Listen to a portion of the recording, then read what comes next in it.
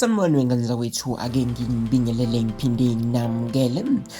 Kuphi-ke la kuzofinyelela khona le video wengane wethu.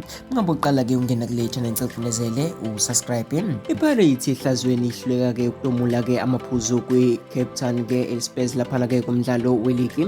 Mhlawumbe-ke sesifikile-ke isikhathi sokuthi Orlando Pirates-ke ivele iliphose-ke ithawula-ke embangweni wesicoco seDStv Premiership. Njengoba-ke ihluleka laphana-ke ukuqoqa-ke amaphuzu. IPirates-ke ingene-ke Ehlazweni laphana iba iqembu-ke lokuqala-ke kulesigaba-ke ukushaywa-ke womakoti beligi Town Spurs eyishaye ngo-2-1-ke ngoLwesithathu-ke Kusihlwa Izolo.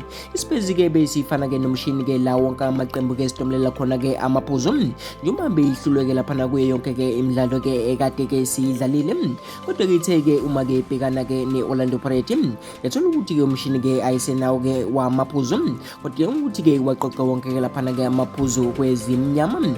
Bese umdlalo-ke wesine-ke kwi-Orlando Pirates laphana engawatholeka amaphuzu aphelele, kanti-ke ukuhlulwa-ke kuyenzeke yasalela emuva kakhulu-ke kwi-Mamelodi Sundowns esihola phambili-ke laphana-ke kwi-DStv. Orlando Pirates-ke ilona qembu belibhekiwe ukuthi linikeze i-Sundowns inselelo kwiligi kule sizini, kwazise-ke eyenze lapha noma-ke yenze kahle-ke ngesizini edlule.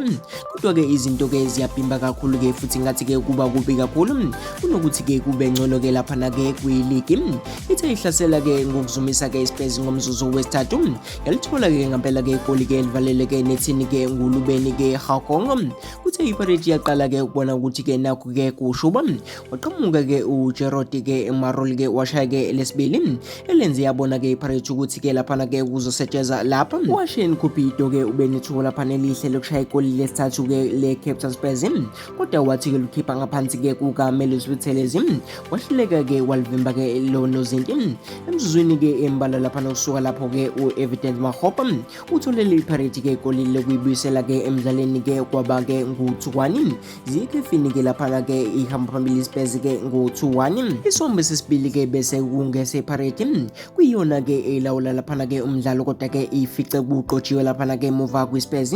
Wangafunga-ke ukuthi-ke kunesitimela nje ezivele sabeka laphana-ke emuva. Wenkanza kwethu-ke ilezi indaba-ke engithe ngathola zona. Mina sengiphuma njalo-ke ngiyintatheli yebhola yaku-YouTube.